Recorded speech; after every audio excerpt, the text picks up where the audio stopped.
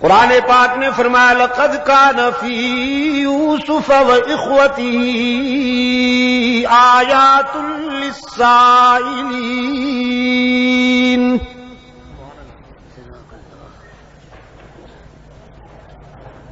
زندگی کی تلخیوں سے گھبرائے ہوئے لوگوں کے لیے بہت ساری عبرتیں پنہاں ہیں اس بات میں.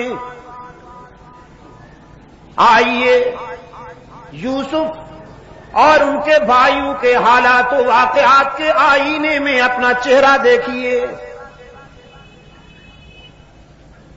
آپ بہت گھبراتے ہیں حالات کی تلخیوں سے، لیکن سوچئے اللہ کے برگزیدہ بندوں کو کن حالات سے گزرنا پڑا. لقد كان في يوسف وإخوته آيات للسائلين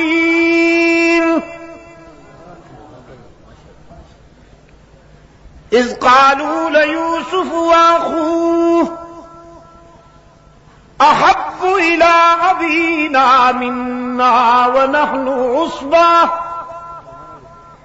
إن أبانا لفي ضلال مبين. قصور دیکھیے، حسد کے بیماروں نے سب سے بڑی بات یہ کی ہم پرانے ہیں، ہم بڑی جماعت ہیں، اور یہ ایک ہے عمر میں بھی ہم سے چھوٹا ہے. کبھی کبھی عمر میں چھوٹا ہونا بھی آزمائش ہو جاتی ہے. ہم بڑی جماعت ہیں اور یہ اکیلا ہے، عمر میں بھی چھوٹا ہے. لیکن والد گرامی کو دیکھیے، بس یوسف کے چہرے پہ نظر جمی رہتی ہے.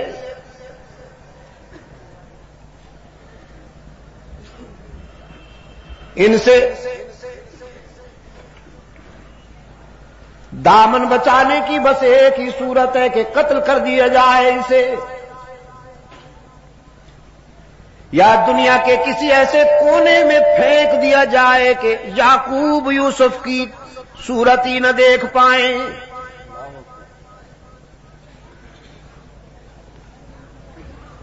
یہ اور اس کا بھائی بنیامین.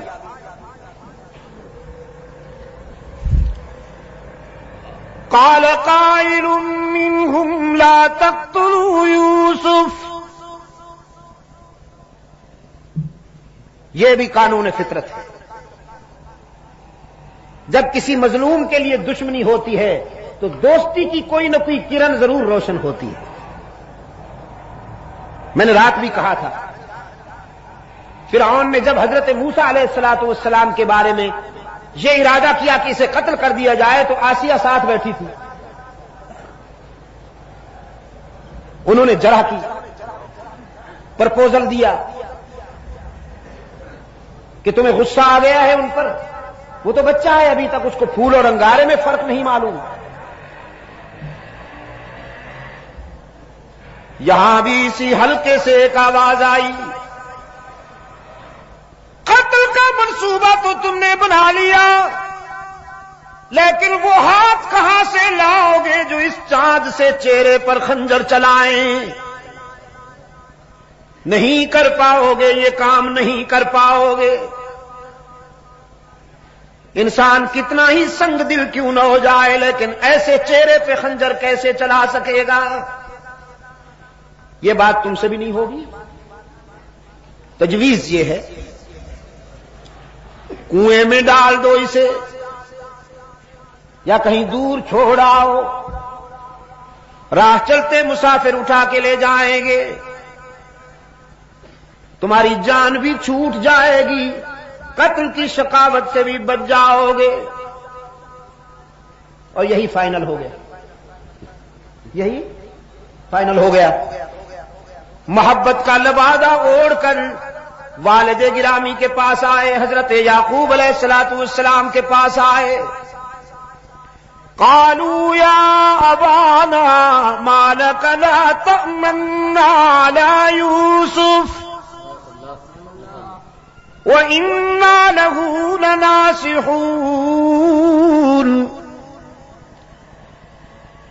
آتے ہی حضرت یعقوب علیہ الصلوۃ والسلام کی خدمت میں کہنے لگے حیرت ہے کہ آپ ہم پر اعتماد کیوں نہیں کرتے؟ حالانکہ ابھی عدم اعتماد کی کوئی بات ہوئی ہی نہیں تھی، کوئی نان کانفیڈنس کا ابھی تک نقشہ سامنے آیا ہی نہیں تھا. لیکن انسان کے اندر میں جب چوری چھپی ہوئی ہو، کوئی اور اس کو چور کہے نہ کہے، وہ خود اپنے آپ کو چور محسوس کرنے لگتا ہے. یہ انسانی نفسیات کی بات ہے. اگر ان کے اندر میں یہ چوری نہ ہوتی تو آ کے کہتے کہ ابا جان یوسف کو ہمارے ساتھ بھیجیے، ہم ذرا انہیں باہر لے جانا چاہتے ہیں. اگر اس کا کوئی منفی ری ایکشن سامنے آتا تو پھر کہتے آپ ہم پر اعتماد کیوں نہیں کرتے. لیکن انہوں نے آتے ہی بات ہی یہاں سے شروع کی. مالک لا تأمنا على یوسف وإنا له لناصحون. کیا بات ہے؟ آپ ہم پر اعتماد کیوں نہیں کرتے؟ حالانکہ ہم تو یوسف کے ناصح ہیں اور ہمدرد ہیں. ارسلوا معنا غدا يلتع ويلعب وإنا له لحافظون. انہیں ہمارے ساتھ بھیجیے، ہم اسے جنگل میں لے جانا چاہتے ہیں. ہر وقت آپ اسے گود میں بٹھائے رکھتے ہیں، ذرا دنیا بھی دیکھے. حفاظت کریں گے، بے فکر رہیے. میں یہ واقعہ نہیں آپ کو سنانا چاہتا، میں اپنے ہدف تک پہنچنے کے لیے تھوڑا سا یہ جھلک دکھا رہا ہوں آپ کو. لے گئے حضرت یعقوب علیہ السلام نے اندیشہ بھی ظاہر کیا، کہیں میرے لگتے جگر کو نقصان نہ پہنچ جائے، کوئی درندہ نقصان نہ پہنچا دے. انہوں نے قسمیں کھا کھا کر یقین دہانی کرائی. ہم جماعت ہیں، اتنی بڑی تعداد میں ہیں، ایک یوسف کی حفاظت کرنا کوئی مشکل بات تو نہیں ہے، ہم سب مل کر حفاظت کریں گے، آپ مطمئن رہیے. قرآن پاک نے فرمایا فلما ذابوا به واجمعوا ان يجعلوه في غيابة الجب فأوحينا إليه لتنبئنهم بأمرهم هذا وهم لا يشعرون. جب لے گئے یوسف کو ویرانے میں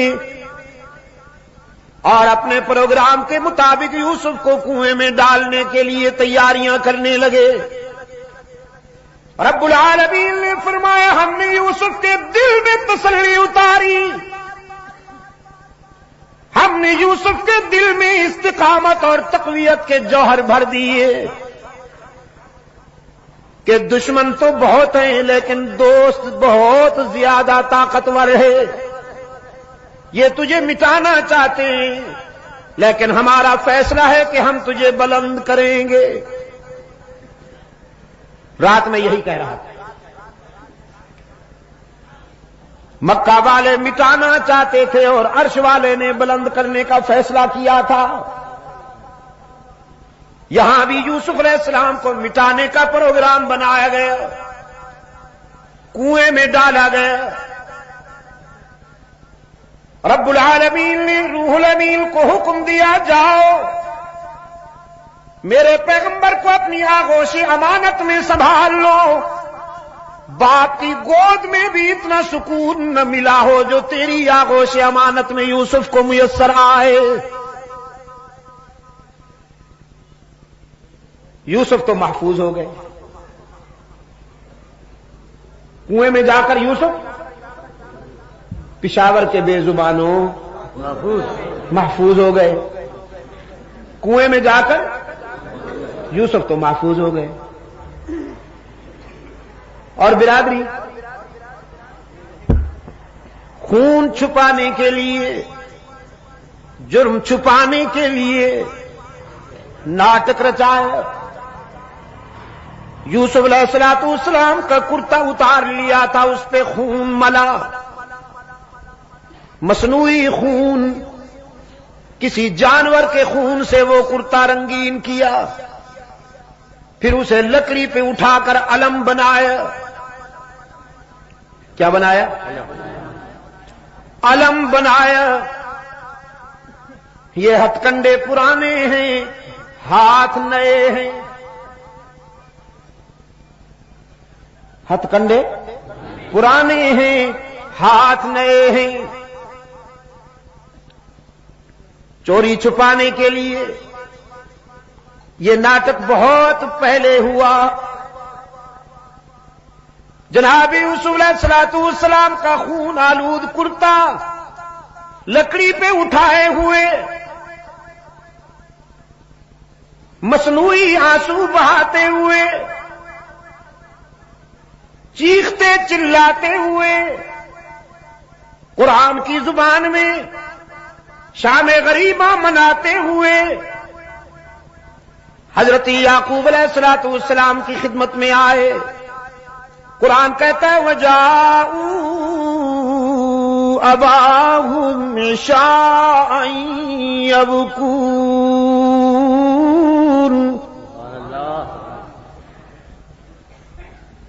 روتے چلاتے ہوئے یعقوب علیہ السلام کی خدمت میں آئے۔ قالوا یا ابانا انا ذهبنا نستبق وتركنا يوسف عند متاعنا فأكله الذئب وما أنت بمؤمن لنا ولو كنا صادقين۔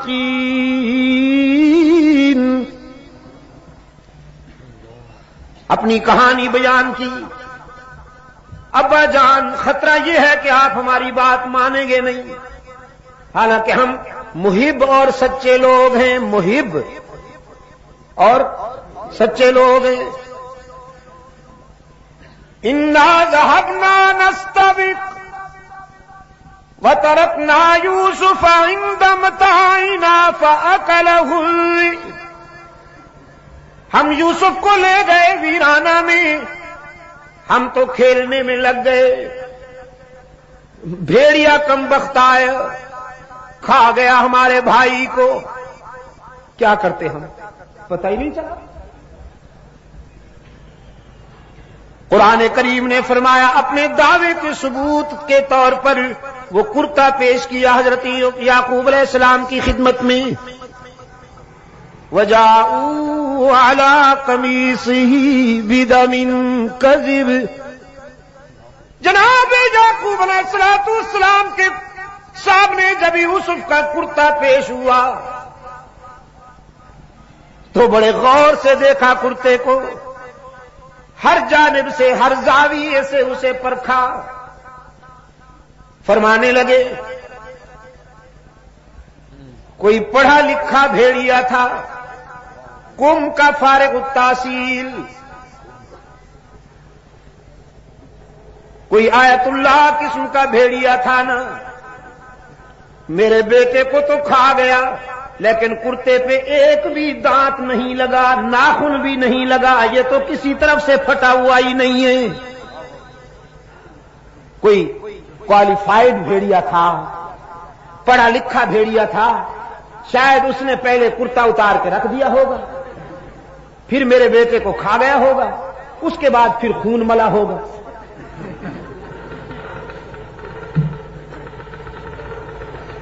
فرمایا بل سولت لکم انفسکم امرا فصبر جمیل واللہ المستعان علی ما تصفون۔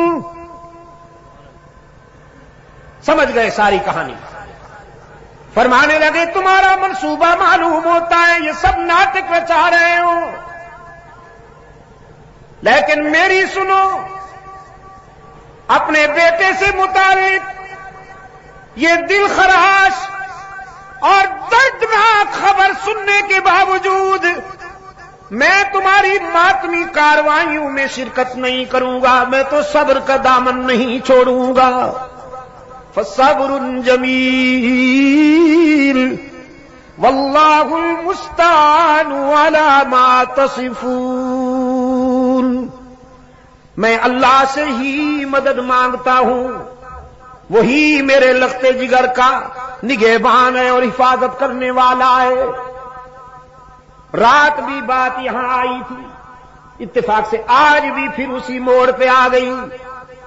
انبیاء اور رسول نے جب بھی مدد مانگی کس سے مانگی؟ عجم کے بیماروں تک ہی کی حرارتیں پہنچاؤ، اللہ عجم کے بھی کے بیماروں کو شفائے کاملہ عطا فرمائے، ان کے فکر و نظر کے اندھیروں کو قرآن کے اجالوں سے دور فرمائے۔ انبیاء اور رسول نے زندگی کے سفر میں جب بھی کوئی مشکل مقام آیا تو کس سے مدد مانگی؟ واللہ المستعان علی ما تصفون۔ یعقوب نے بھی بیٹے کو اللہ کے حوالے کیا، اور ان مراحل سے گزرنے کے بعد جب یوسف کو انعام ملا، ایثار، استقامت اور وفا کا سفر کرنے کے بعد جب اللہ نے یوسف کو انعام عطا کیا ہے، پاؤں کے نیچے مصر کا تخت ہے اور سر پہ نبوت کا تاج ہے۔ انعام پسند آیا آپ کو؟ پاؤں کے نیچے مصر کا تخت ہے اور سر پہ نبوت کا تاج ہے۔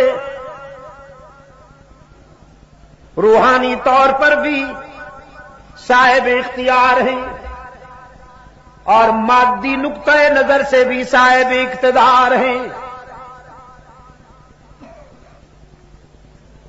فطرت کبھی کبھی عجیب مناظر دکھاتی ہے۔ کنویں میں ڈالنے والے منگتا بن کر آئے ہیں، سوال کرتے ہیں غلے کا۔ جناب یوسف علیہ السلام کے سامنے اپنی حالت زار بیان کرتے ہوئے کہتے ہیں ایھا العزیز مسنا واہلنا الذل وجئنا ببضاعة مزجاة فاوف لنا الكيل وتصدق علينا ان اللہ یجزی المتصدقین۔ شاہ مصر، ہم بھوک اور افلاس میں اکتائے ہوئے ہیں، مبتلا ہیں، تیرے جود و سخا کے چرچے سن کر حاضر ہوئے ہیں، ہمارے حال پہ رحم کیجئے، ہمیں غلہ عطا کیجئے، ہم جس کا معاوضہ دینے کی پوزیشن میں بھی نہیں۔ جناب یوسف علیہ السلام نے فرمایا داد و دہش کی بات بعد میں ہوگی، دینے دلانے کی بات بعد میں ہوگی۔ هل علمتم ما فعلتم بيوسف واخيه اذ انتم جاهلون؟ پہلے یہ بتاؤ تم نے یوسف اور اس کے بھائی کے ساتھ کیا کیا تھا، یہ پہلے بتاؤ۔ اور ان بیچاروں کو پہلے بھی شبہ تھا، چہرے کے زاویے بار بار دیکھتے تھے، تجسس تھا، سسپنس تھا کہ یہ چہرہ تو دیکھا بھالا ہے، یہ تو وہم و گمان میں بھی نہیں تھا کہ یہ وہی ہے جس کو کنویں میں ڈال آئے تھے ہم، لیکن تجسس تھا کہ یہ چہرہ دیکھا بھالا ہے۔ اب جب اسی چہرے نے اسی کا نام لے لیا جس کے متعلق وہ سوچ رہے تھے تو اب چونکے، کہنے لگے ہم نے کیا کیا تھا یوسف اور اس کے بھائی کے ساتھ یہ ہم بھی بعد میں بتائیں گے، پہلے آپ بتائیے کہیں آپ وہی تو نہیں اِنَّكَ لَأَنْتَ یوسف، آپ کہیں وہی یوسف تو نہیں؟ جناب یوسف علیہ السلام نے نعرہ لگایا انا یوسف، اب چھپانے کی کوئی ضرورت نہیں، اب مشیت عزدی یہ تھی کہ حقیقت واضح ہو جائے۔ قال انا یوسف وہذا اخی، الحمدللہ میں وہی یوسف ہوں اور یہ میرا بھائی ہے بنیامین۔ برادران یوسف نے کہا مگر آپ یہاں کیسے؟ ہم تو آپ کو کنویں میں ڈال چکے، آپ کا ماتمی جلوس نکال چکے، جرم چھپانے کے لیے آپ کے کرتے پر خون لگا چکے، ہم تو آپ کو ٹھکانے لگا چکے تھے، آپ یہاں کیسے؟